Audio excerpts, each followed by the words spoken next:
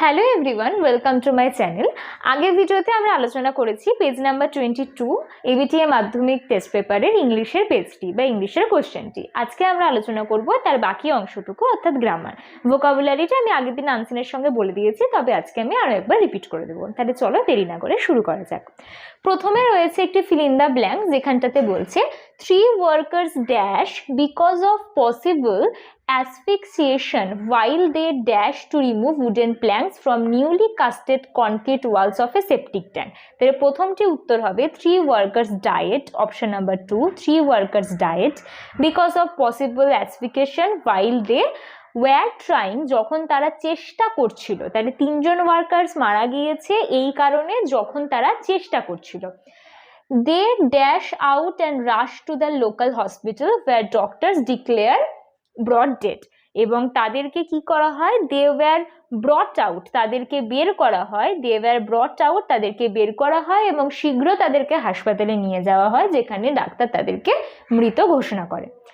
পরবর্তীতে আমরা কি দেখছি? পরবর্তীতে আর্টিকেল আর প্রিপোজিশন ইউজ করে আমাদেরকে ফিলার কমপ্লিট করতে হবে। It took dash few minutes before, তাহলে এই ক্ষেত্রে আমাদের আর্টিকেল বসবে এ।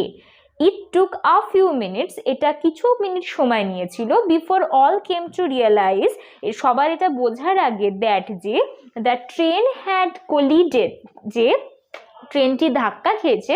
collided এর পর আর্টিকেল বা প্রিপোজিশনের মধ্যে যে প্রিপোজিশনটা বসবে সেটা হচ্ছে with, collided with a goods train coming from the opposite direction, তাহলে প্রথমটি হবে এ, তারপর with, তারপর হবে from। তারপরে আমাদের দেয়া রয়েছে ডু অ্যাজ ডিরেক্টেড। প্রথমে দেয়া রয়েছে একটি ভয়েসের প্রশ্নটি কি রয়েছে? Does she Singh a song, তাহলে এই ক্ষেত্রে আমরা ভয়েস চেঞ্জ করলে কি পাবো? তাহলে এই ক্ষেত্রে আমরা ভয়েস চেঞ্জ করলে পাবো is a song sung by her, তারপরে কোশ্চেন মার্ক। নেক্সট কোশ্চেন বলছে একটি ন্যারেশন দেওয়া রয়েছে, the crowd said long live president, এটাকে ইনডিরেক্ট স্পিচে চেঞ্জ করতে হবে। তাহলে এই ক্ষেত্রে উত্তর হবে crowd wished that the president to live long, full stop. Next একটি ডিগ্রি চেঞ্জ রয়েছে যে the dog is the most faithful of all animals, change the degree of comparison.